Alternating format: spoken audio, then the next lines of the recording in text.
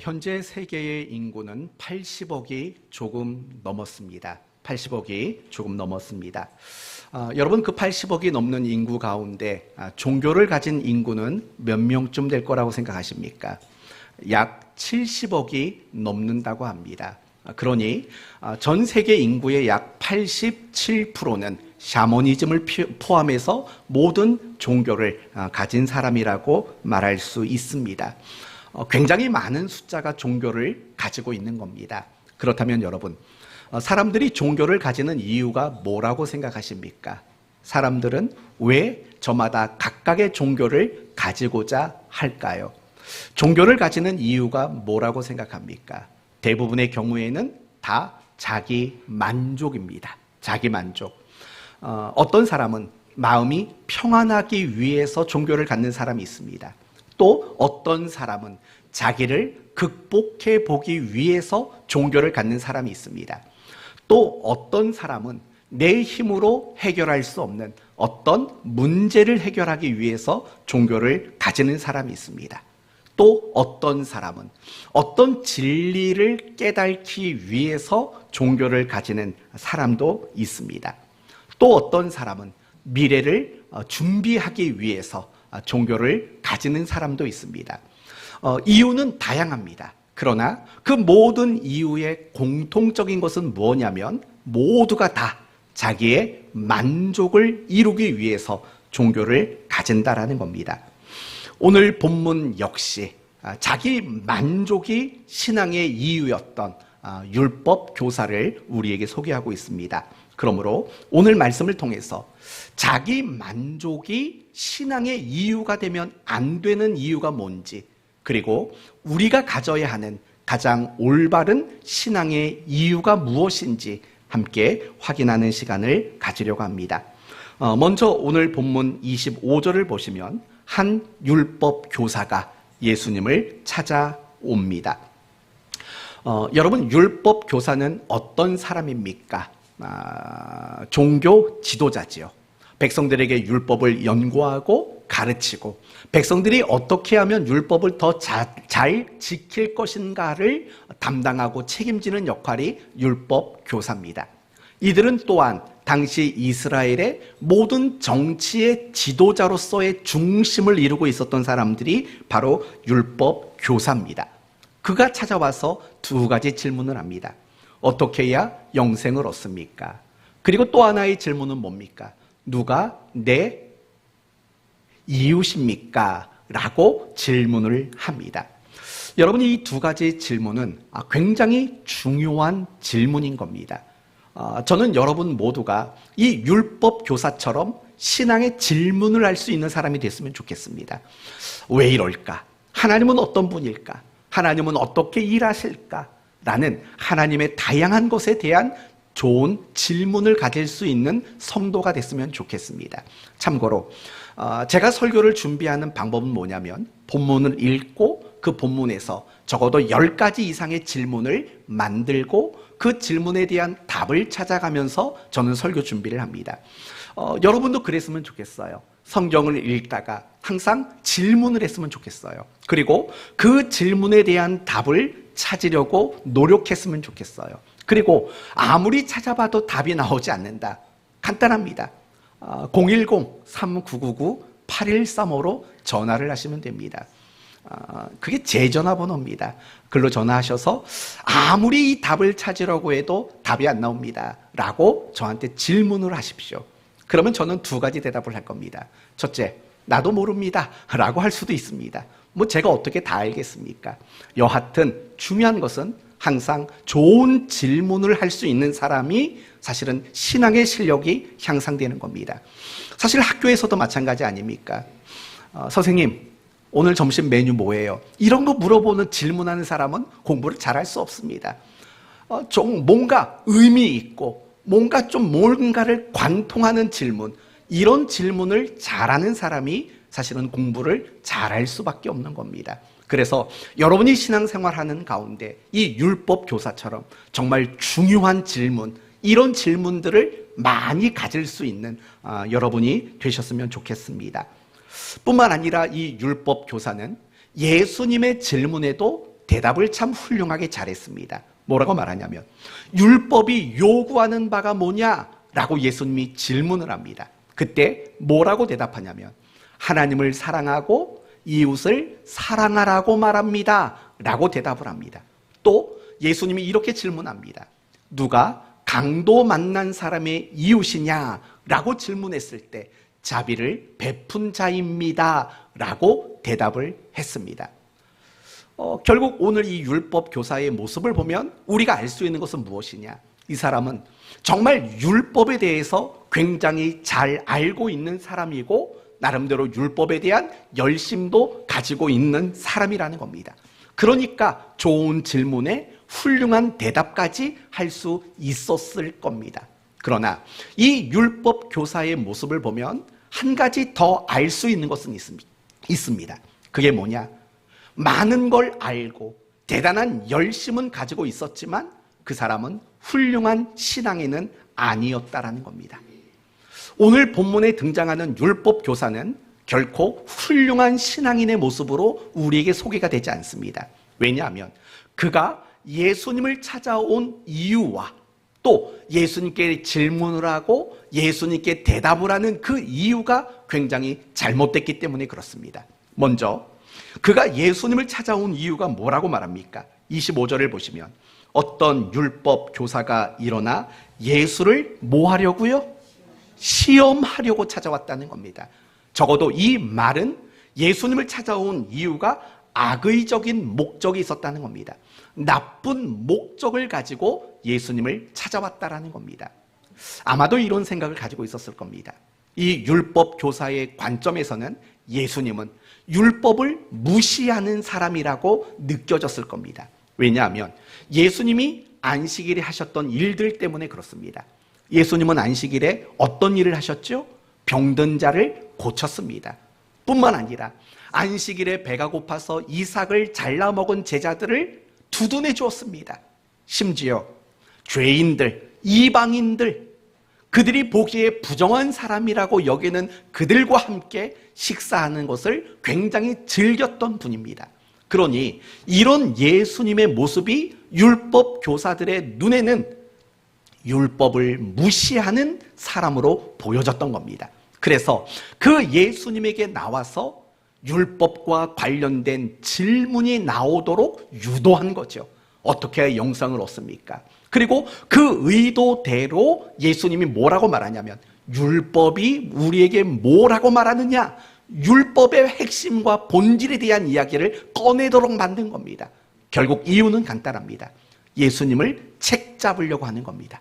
예수님에게 흠을 찾으려고 하는 거고, 그래서 예수님을 비난하고 정죄하기 위해서 율법 교사는 지금 예수님을 찾아온 것입니다. 뿐만 아니라 이 율법 교사는 예수님에게 질문도 했지만 예수님의 질문에 대한 훌륭한 대답도 했습니다. 그 이유를 뭐라고 말하냐면 29절에 보십시오. 29절을 보면 그 사람이 자기를 어떻게 하려고요?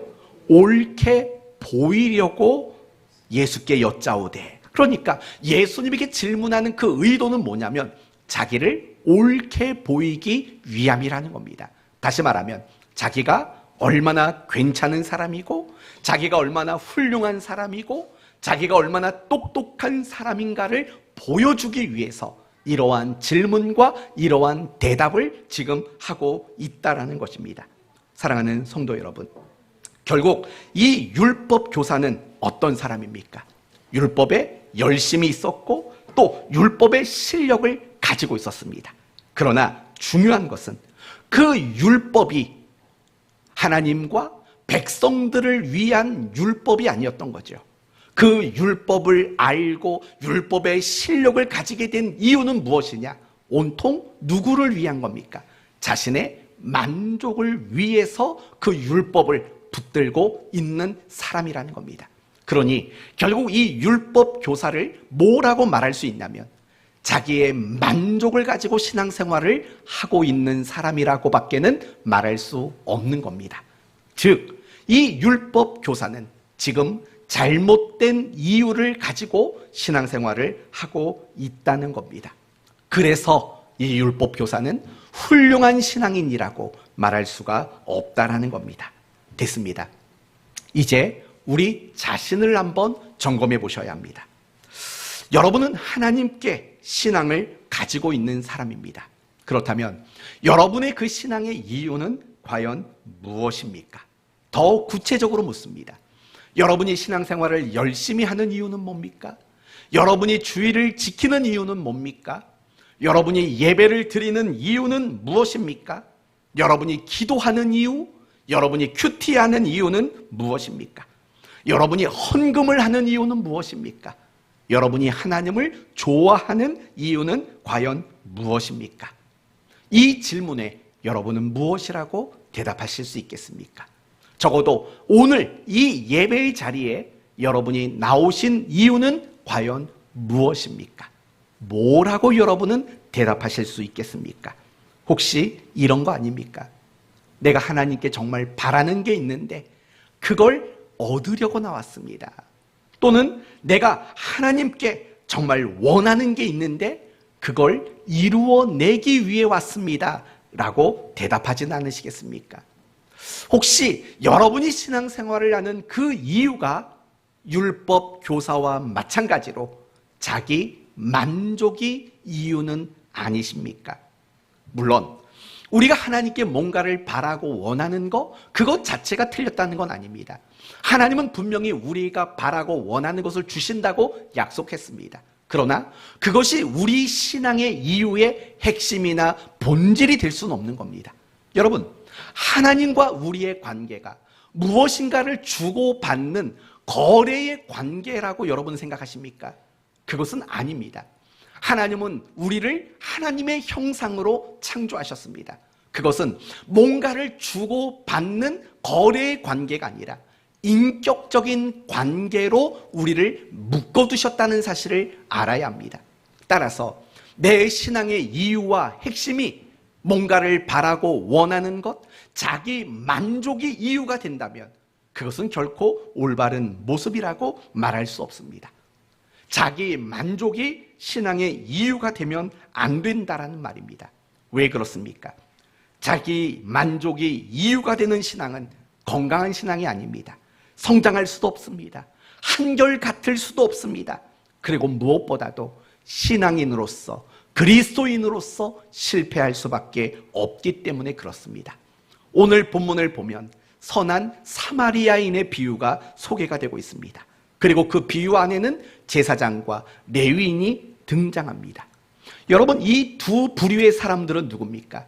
종교적으로 아주 특별한 위치에 있었던 사람들입니다. 그런데 그가 길을 가는 가운데 강도 만나 죽어가는 사람을 봤습니다. 그런데 다가가지를 않습니다. 조금도 그를 도와주지 않습니다. 이유가 뭐라고 생각하십니까? 그 이유는 자신이 부정한 사람이 되고 싶지 않기 때문에 그렇습니다. 또 자신은 종교적인 지도자로서 사람들에게 부정한 사람으로 보여지는 게 원하지 않았던 겁니다. 도리어 자기들은 늘 사람들에게 옳은 사람, 훌륭한 신앙인으로만 보여주고 싶은 마음을 가지고 있었던 겁니다. 그러니 다시 말하면 이거죠. 이 제사장과 레위인들이 강도 만나 죽어져가는 그 사람을 외면하고 지나간 이유는 결국은 자기 만족입니다. 사람들이 나를 항상 거룩하게 봐주기를 원하는 마음. 그런데 그 강도 만난 자에게 손을 대는 그 순간 자기는 부정한 사람이 되는 거거든요. 자신의 그 부정을 감출 수 없고 사람들에게 나는 부정한 사람이기 때문에 일정 기간 동안 격리해야 된다고 선언해야 되니까 그게 싫은 거죠. 결국 제사장과 레위인 모두가 자기 만족이 이유였기 때문에 강도 만난 이 사람에게 다가가서 도와주는 그 일들을 할 수가 없었던 겁니다. 구약 이스라엘 백성들도 한번 생각해 보십시오. 그들은 선택받은 백성이라는, 선택받은 민족이라는 특별한 선민의식이 그들에게 있었던 겁니다. 그런데 그들을 가만히 보면 그들은 우상을 숭배하는 일을 중단하지 않았고, 그리고 하나님 말씀에 그들은 끊임없이 불순종할 수밖에 없었습니다. 이유가 뭘까요? 늘 자기 만족이 신앙의 이유였기 때문에 그렇습니다. 그 자기 만족이 중심이었기 때문에 그들은 우상 숭배에 빠질 수밖에 없었고 불순종할 수밖에 없었던 겁니다. 예수님 당시의 사람들을 생각해 보십시오. 얼마나 많은 사람들이 예수님을 따라다녔습니까? 예수님을 임금 삼으려고 했습니다. 예수님이 예루살렘에 입성하실 때 호산나 호산나 외치면서 예수님을 향해서 얼마나 열렬히 환호했는지 아실 겁니다. 그러나 예수님이 붙잡히자 그들은 완전히 딴 사람이 되고 맙니다. 예수님을 십자가에 못 박으라고 외치는 성난 군중이 되고 맙니다. 왜 그랬을까요? 더 이상 자기의 만족을 채워줄 수 없다고 생각한 겁니다. 예수님이 살아계실 때 얼마든지 자신들이 원하는 것들을 해주실 수 있는 분이라는 기대를 가지고 있었던 거죠. 그러나 예수님이 너무나도 무기력하게 체포당하자 더 이상 예수님에게는 자기 만족을 이룰 수 있는 방법이 없다고 생각을 한 것입니다. 그래서 그들은 전혀 딴 사람으로 예수님에게 등을 돌리고 만 겁니다. 이제 한국 교회를 생각해 봅시다. 한국 교회는 지금 다양한 문제를 맞이하고 있습니다. 그리고 한국 교회가 마주하고 있는 가장 큰 문제 중에 하나는 무엇이냐면 세상을 닮아가는 세속화인 겁니다. 교회가 갈수록 세상을 닮아가고 있습니다. 윤리와 도덕이 무너지고 있고 교회가 세상처럼 힘과 권력을 가지려고 합니다. 뿐만 아니라 교회가 물량주의에 빠져 있습니다. 더 크게, 더 멋지게 이런 물량주의의 교회들이 지금 흔들리고 있는 거 아닙니까? 과정보다는 결과만을 중요시 여기는 이런 교회의 모습으로 전락하고 말았습니다. 그렇다면 여러분, 한국 교회의 이런 문제점들의 가장 큰 원인은 무엇이겠습니까? 그것은 바로 기복신앙입니다. 기복신앙. 여러분, 기복신앙이 뭡니까? 하나님께 복만 구하는 신앙입니까? 맞습니다. 그러나 기복신앙의 핵심은 뭐냐? 자기 만족이 이유인 신앙. 그것이 바로 기복신앙인 거죠. 결국 한국 교회가 이렇게 어려움에 처하게 된 이유는 뭐냐? 결국 자기 만족이 신앙의 이유가 되어버렸기 때문에 한국 교회와 한국의 성도들이 이렇게 어려움을 당할 수밖에 없는 겁니다. 이제 우리 자신을 생각해 봅시다. 여러분은 신앙생활이 한결같습니까? 늘 충만하고 늘 뜨겁고 늘 열심을 여러분 내고 있습니까? 아니면 들쑥날쑥입니까? 언제는 잘하는데 언제는 또 못하고 하는 이런 식의 한결같지 못한 모습이 여러분의 모습은 아닙니까? 혹시 여러분의 신앙은 계속해서 성장하고 있습니까? 여러분은 언제든지 그리스도인답게 여러분은 살아가고 있으십니까? 우리는 그러지 못한 순간들이 많죠. 내가 그리스도인으로서 실패하는 순간들이 굉장히 많이 있다는 거예요. 사랑에도 실패하고 용서에도 실패하고 겸손에도 실패하고 기도에도 실패하고 순종에도 실패하고 감사하는 일에도 실패하는 순간들이 얼마나 많은지 모릅니다. 그 이유가 뭘까요? 그 모든 이유는 우리의 신앙의 이유가 잘못됐기 때문입니다. 내가 그리스도인으로 살아가는 이유가 자기 만족이기 때문에 그렇습니다. 그래서 하나님이 우리에게 은혜를 주셔서 하나님이 우리에게 복을 주셔서 우리가 만족스러울 때는 하나님께 간도 쓸개도 다 빼주려고 그러는 거죠. 하나님 너무 고마워요. 내가 하나님 진짜 사랑하는 거 알죠? 내가 하나님을 위해서는 뭐든지 할 거예요. 우린 이런 말들이, 이런 고백들이 서슴없이 나와요. 언제요? 하나님이 은혜 주시고 복 주셔서 만족스러울 때. 그런데 우리가 어떤 어려움에 처하고 어떤 문제를 만나게 되면 우리는 완전히 딴 사람이 돼요. 이렇게 말하죠. 하나님, 진짜 1억입니까? 원망하고 불평하는 일들이 우리 입에서 서슴없이 나오는 경험들을 우리는 보게 되죠. 왜 우리가 이렇게 한결같지 못할까요? 왜 우리는 항상 그리스도인답지 못할까요? 이유는 다른 데 있지 않아요. 내가 신앙생활하는 이유, 내가 신앙을 가지고자 하는 그 이유가 자기 만족에 있기 때문이라는 거예요. 항상 우리의 신앙의 문제를 만드는 것은 바로 여기에 있는 거예요.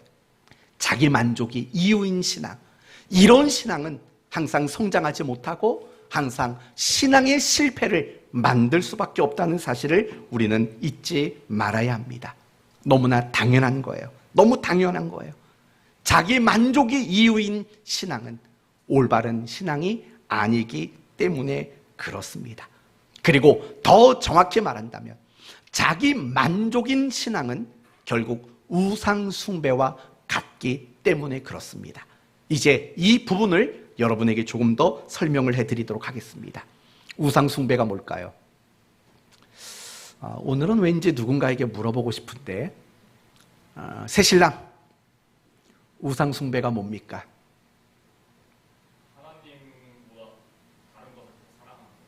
하나님보다 다른 걸 더 사랑하는 거. 맞습니다. 그러나 조금 더 자세히 말하면 이런 거죠. 우상 숭배란 나무, 돌, 어떤 재료를 가지고 어떤 형상을 만들고 그 형상에 특별한 능력을 부여하는 거죠. 여기서 말하는 특별한 능력이란 내가 바라고 원하는 능력을 부여하는 겁니다. 예를 들면 늘 여러분에게 자주 예를 드는 게 그거지 않습니까? 제주도에 가면 있는 그 시커먼 할아버지가 누굽니까? 돌 하루방이지 않습니까? 그게 우상이에요. 현무암으로 된 돌을 가지고 코 큰 할아버지를 만들어 놔요. 그리고 어떤 능력을 부여해 놨냐면 그 코를 비벼대면 아들을 낳는다더라. 제가 신혼여행을 제주도로 갔습니다. 그때 지금도 생각하면 후회스러운 게 그 코를 한번 못 비벼봤다는 거.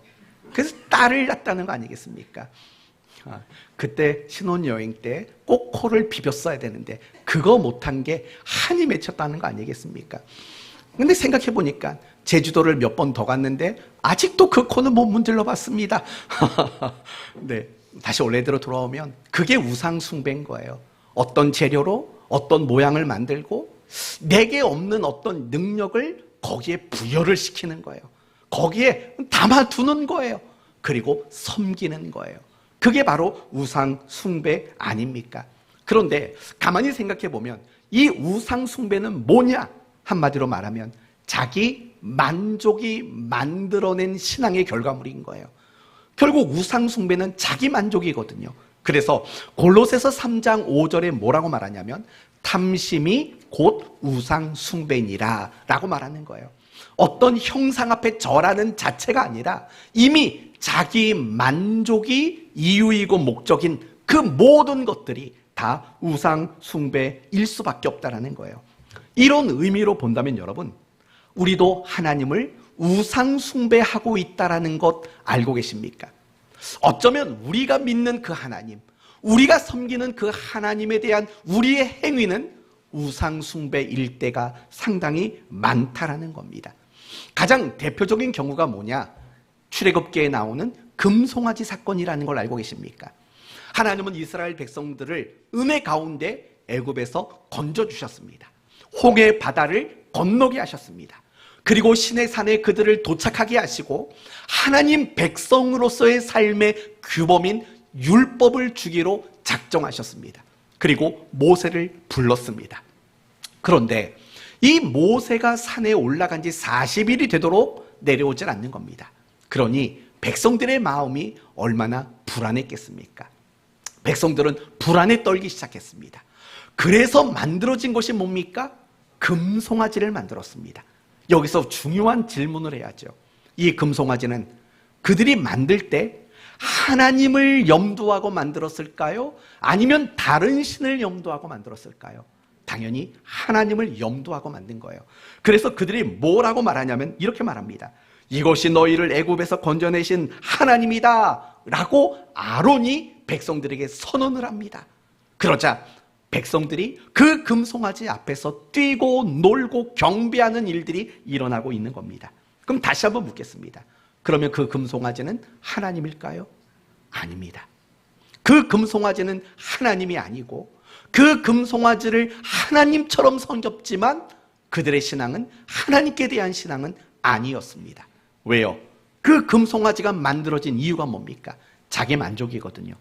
내 눈에 안 보이는 하나님은 늘 불안한 거예요. 그러니 내 눈에 보이는, 그래서 내게 안심이라는 만족을 줄 수 있는 하나님이 였으면 좋겠다는 거죠. 그래서 만든 게 금송아지지 않습니까? 이 금송아지는 철저히 자기 만족이에요. 지금 너무 불안한데 마음에 안심을 줄 수 있는 그 하나님이기를 바란 거죠. 그게 바로 금송아지고, 그렇기 때문에 그 금송아지는 결국 하나님이 아닌 우상 숭배일 수밖에 없어요. 하나님을 우상 숭배한 거죠. 여러분, 사무엘상 다음 주 도전 골든벨 50문제 다 통과하기를 바랍니다. 퀴즈 하나 냅시다. 이스라엘 백성들이 블레셋과의 전쟁에서 이기기 위해서 무엇을 가지고 갔나요? 네? 이스라엘 백성들이 물맷돌을 갖고 나갔습니까? 법궤를 갖고 나갔죠. 물맷돌을 갖고 나간 건 다윗이 갖고 나간 거고, 네, 이스라엘이 가지고 나간 거는 물맷돌이 아니라 법궤를 가지고 나갔어요. 여러분 생각해봐요. 블레셋과 전쟁을 치르는데 굳이 법궤, 언약궤는 왜 가지고 나갑니까? 이게 있어야 이길 것 같은 거거든요. 그러니 그 언약궤 역시도 결국은 무엇으로 전락하고 만 겁니까? 우상 숭배로 전락한 거죠. 왜요? 그게 있으면 이길 것 같다라는 자신감을 얻기 위해 그게 쓰여졌으니까. 자기 만족을 위해 쓰여졌기 때문에 그것조차도 결국 우상 숭배와 하나도 다르지 않는 거예요. 바로 이런 것들인 거예요. 신앙이 늘 실패하는 이유가 뭔지 아세요? 감사했다 원망하고, 잘했다 못하고, 이렇게 신앙이 막 뒤틀리고 흔들려지는 이유가 뭔지 아세요? 신앙이 항상 자기 만족이 이유이기 때문에 그럴 수밖에 없는 거예요. 그게 우상 숭배와 하나도 다르지 않기 때문이라는 거예요. 사랑하는 성도 여러분, 절대로 이건 안 되는 거예요. 내가 하나님을 믿는 거, 내가 교회 나오는 거, 내가 예배를 드리는 거, 그 어떤 것도 내 만족이 이유가 되면 안 돼요. 내 만족이 이유가 되는 그 순간 우리의 이 신앙은 우상 숭배로 전락해 버린다라는 거. 그리고 우리는 그런 신앙을 가지고는 세상에서 그리스도인답게 살아내는 일들을 할 수 없다는 거, 그거 꼭 잊지 않는 여러분이 되시기를 바랍니다. 그렇다면 여러분, 이제 우리가 알아야 될 게 있겠죠. 그럼 도대체 잘못된 신앙은 자기 만족이 이유인 신앙이라고 했다면 올바른 신앙의 이유는 과연 무엇인가를 생각해 봐야 돼요. 과연 어떤 이유를 가져야지만 올바른 신앙이라고 말할까요? 답은 간단해요. 하나님의 기쁨, 하나님의 만족이 이유인 신앙, 그 신앙은 굉장히 올바른 신앙이라는 거예요. 창세기 1장의 말씀대로 바꿔 말한다면 하나님 보시기에 좋았더라, 이게 이유가 돼야 되죠. 내가 무엇을 하든지 하나님이 나에게, 하나님이 내가 보니까 너무 좋았다, 이게 우리 신앙의 이유가 돼야 되는 거죠. 마태복음 3장의 표현으로 바꾸어 말한다면 이는 내 사랑하는 자요, 그 다음이 뭐죠? 내 기뻐하는 아들이로다, 내 기뻐하는 자로다.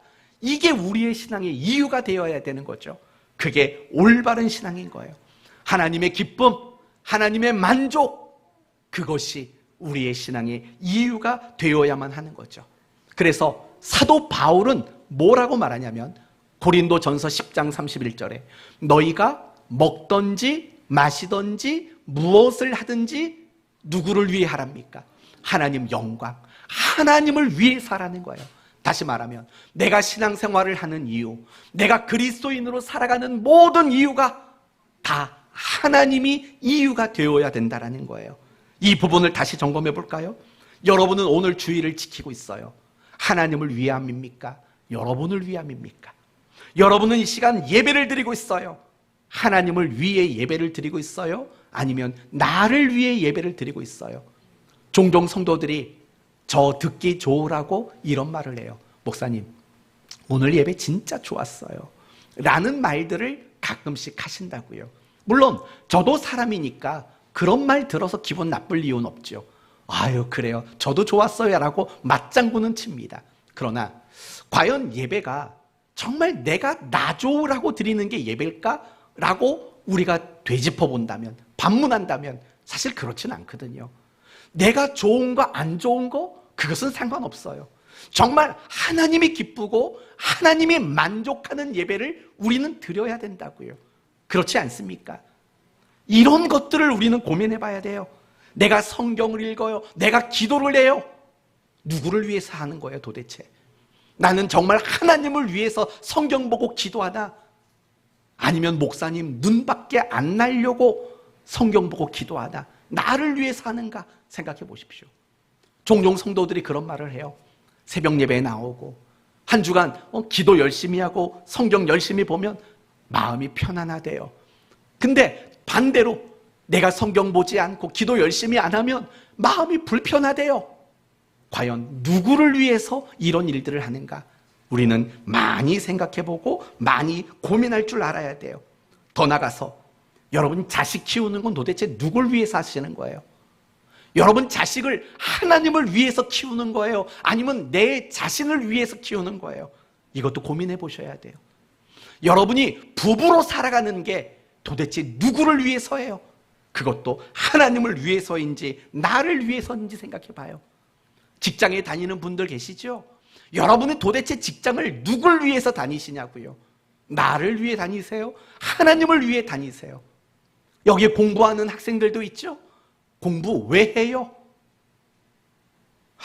아빠가 하라니까, 엄마가 하라니까. 아니, 이걸 정확히 하고 넘어가야 돼요. 내가 왜 공부해야 되나? 하나님을 위해서 하는가? 나를 위해서 하는가? 이걸 생각해 보시라고요. 왜냐하면 내 만족을 위해서 공부를 하면은요, 안 돼요. 언젠간 내려놓고 포기하는 날도 와요. 그러나 하나님이 이유인 공부, 절대 포기할 수 없죠. 절대 게으를 수 없는 거죠.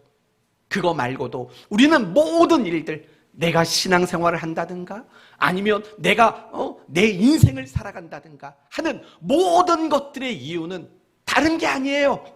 하나님 그분을 위해서 하는 거예요. 그게 가장 중요하고 가장 핵심적인 이유일 수밖에 없어요.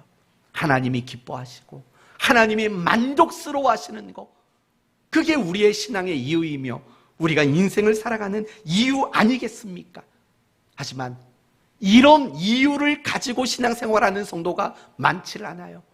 이런 이유를 가지고 인생을 살아가는 성도들 역시 많지 않다는 거예요. 그들의 결과는 뭐냐? 항상 실패예요. 하나님 자녀다운 일의 실패, 그리스도인다운 일의 실패, 가치 있는 인생을 살아가는데 늘 실패할 수밖에 없어요. 자기 만족, 이게 이유이기 때문에. 여러분 생각해 봐요. 우리의 만족은 끝이 없어요. 우리의 만족은 늘 삐뚤어지게 돼 있다고요. 여러분 생각해 봐요. 얼마나 세상에 많은 사람들이 자기 만족이 삐뚤어져서 있는가? 결국 그 인생이 망가지게 돼 있는 거예요. 자기 만족이 이유인 신앙과 인생은 망가지고 삐뚤어지고 실패할 수밖에 없다는 걸 잊지 말아야 돼요.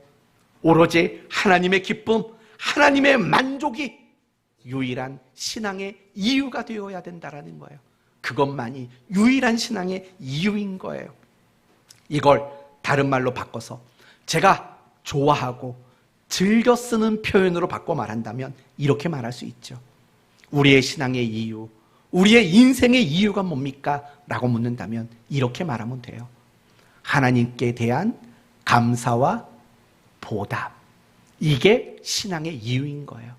내 인생의 이유는 하나님이 내게 베풀어 주신 어마어마한 은혜, 어마어마한 사랑이 있지 않습니까? 정말 그것에 대한 감사와 보답, 그것이 우리의 신앙의 가장 올바른 이유이고 가장 올바른 목적이라는 거, 우리는 이거 하나를 반드시 명심해야만 하는 거예요. 시편 116편에 이런 말씀이 있죠. 내게 주신 모든 은혜를 내가 여호와께 무엇으로 보답할까? 라는 구절이 있어요. 이게 여러분의 평생 요절이기를 바라요. 암송할 요절, 인생 요절이 되길 바라요. 하나님이 내게 베풀어 주신 그 많은 은혜, 내가 무엇으로 보답할까? 내가 무엇으로 보답할까? 이게 우리 그리스도인들이 살아가는 가장 중요하고 유일한 이유가 되어야 한다라는 거예요. 여러분, 바로 이런 이유를 가지게 되면 우리는 한결같을 수가 있어요. 내가 어디서든지 그리스도인다운 삶을 살아낼 수 있게 된다는 거예요.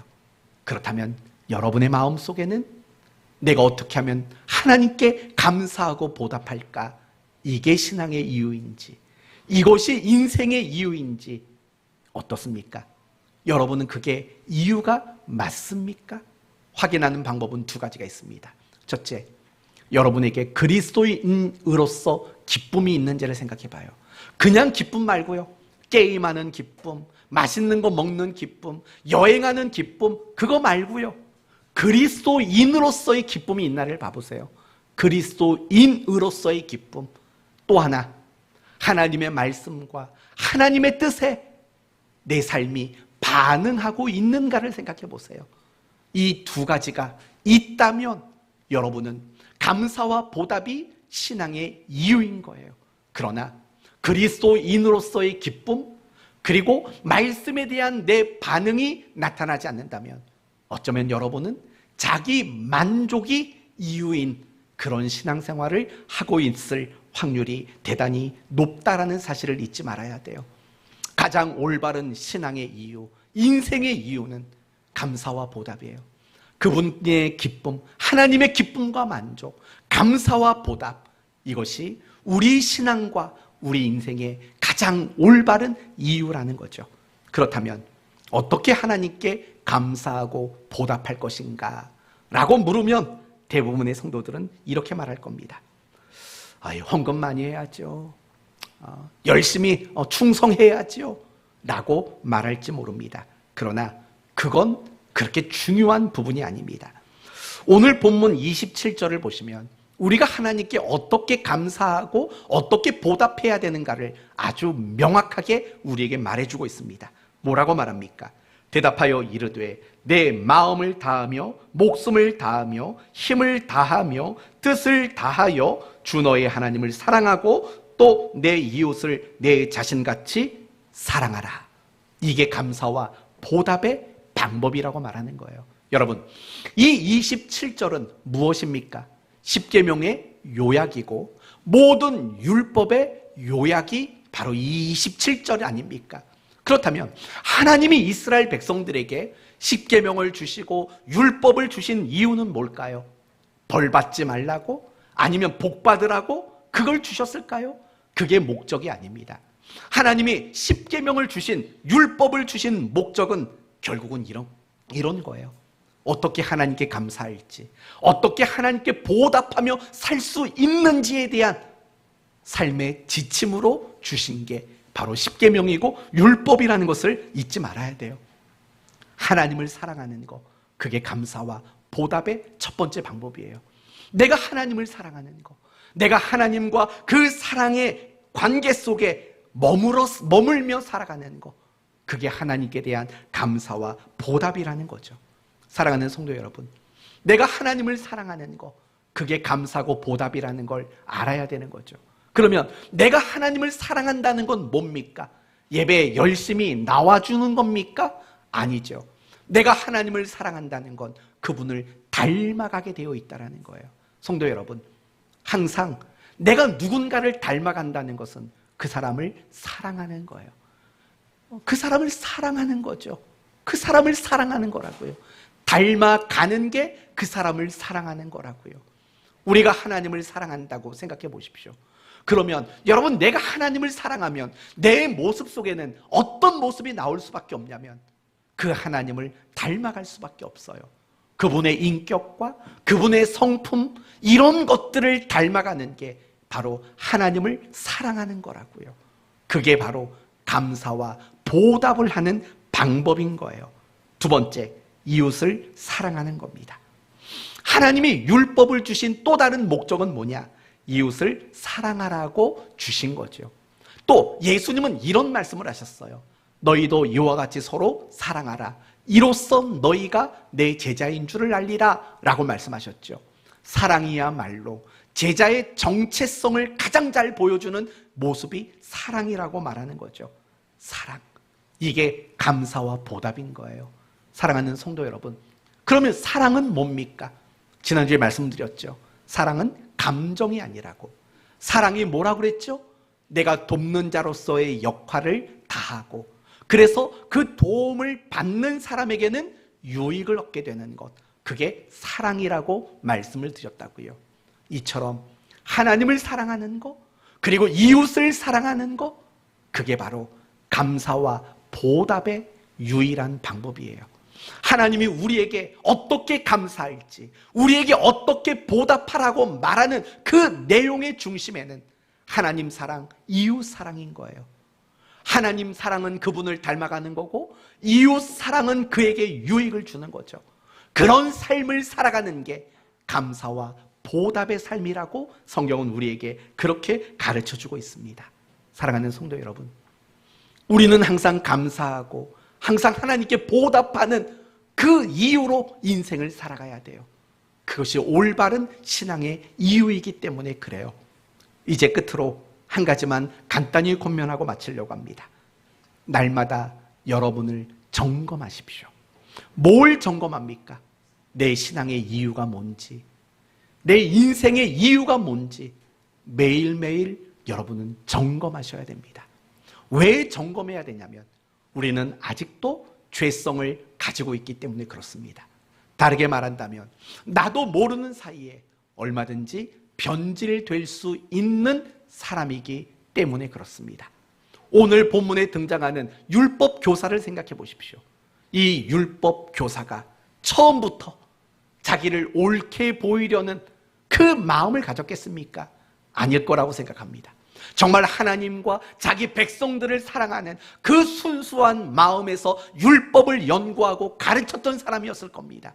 그러나 시간이 지나면서 자기도 모르는 사이에 자기를 자랑하고 자기를 과시하고 자기 만족을 추구하는 사람으로 변질되었던 거죠. 마태복음 6장을 보면 세 가지를 경고하는 장면이 나옵니다. 첫째는 길거리에서 기도하지 말아라. 두 번째, 나팔 불며 구제하지 말아라. 세 번째, 세수도 안 한 채 금식하지 말아라. 세 가지를 경고한다고요. 여러분, 이 말은 무슨 말입니까? 그 당시 어떤 사람들은 길거리에서 기도하는 걸 좋아했다는 거예요. 그 당시 어떤 사람들은 사람들에게 용돈을 나눠주고 구제비를 나눌 때 나팔을 불며 했다는 거예요. 그 당시 어떤 사람들은 금식할 때 세수도 안 했다라는 거예요. 왜 그랬을까요? 왜 그랬을까요? 이유는 간단해요. 사람들이 박수 쳐주니까 그래요. 그런데 처음부터 그랬을까요? 안 그랬죠. 처음에는 내가 기도 시간이 돼서 그 하나님과 약속한 기도를 지키기 위해서 길거리에서 기도를 했다고요. 정말 순수하게, 저처럼 순수하게. 왜 웃어요? 그렇게 기도를 했다고요. 근데 사람들이 쏘근덕거려요. 와, 저 사람 봐. 저 길거리에서도 기도하네. 사람들이 자꾸 좋은 얘기하고 박수 쳐주니까 시계를 보죠. 아, 이제 10분 뒤가 기도 시간이구나. 그때쯤 나가는 거예요. 집에서 기도 안 하고. 왜요? 박수 받으려고. 나팔 부는 것도 마찬가지예요. 더 많은 사람들에게 구제금을 나눠주고 싶어서 나팔을 불었다고요. 주목시키려고. 근데 사람들이 자꾸 박수 쳐주니까 더 크게 나팔을 부는 거죠. 금식도 마찬가지예요. 너무 금식에 집중한 나머지 세수도 못했는데 사람들이 보면서 당신 금식하고 있는 거냐고, 그렇다고, 대단하다고, 이제 아예 씻질 않는 거예요. 이제 아예 안 씻어요. 처음엔 안 그랬어요. 처음엔 안 그랬어요. 여러분도 그랬잖아요.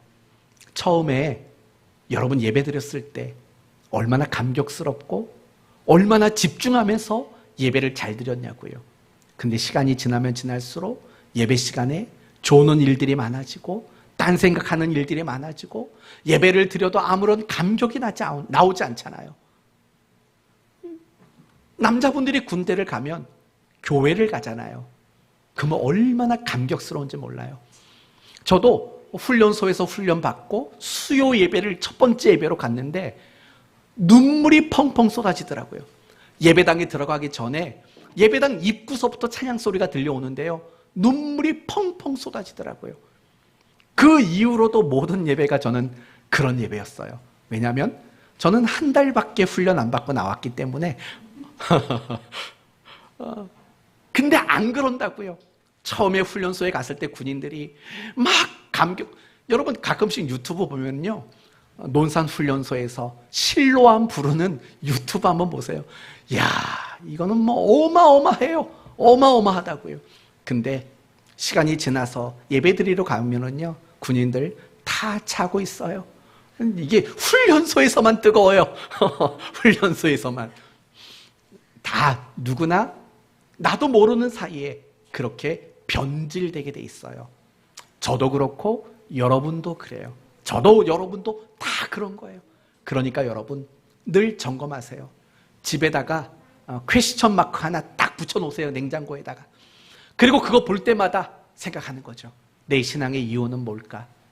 내가 자식 키우는 이유는 뭘까? 내가 직장 가서 돈 버는 이유는 뭘까? 내 인생의 이유는 뭘까? 여러분, 그런 고민을, 그런 점검을 여러분 꼭 하셔야만 해요. 그래야 변질되지 않을 수 있어요. 그래야 올바른 신앙 붙잡고 올바른 신앙의 이유를 가지고 정말 하나님 기쁨과 만족이 되는 그런 그리스도인의 삶을 살 수 있게 될 줄로 믿습니다. 말씀을 마치겠습니다. 가장 위험한 신앙은 자기 만족이 이유인 신앙이에요. 자기 만족이 이유가 되면 그 신앙은 무너지고 실패할 수밖에 없어요. 올바른 신앙의 이유가 뭐라고요?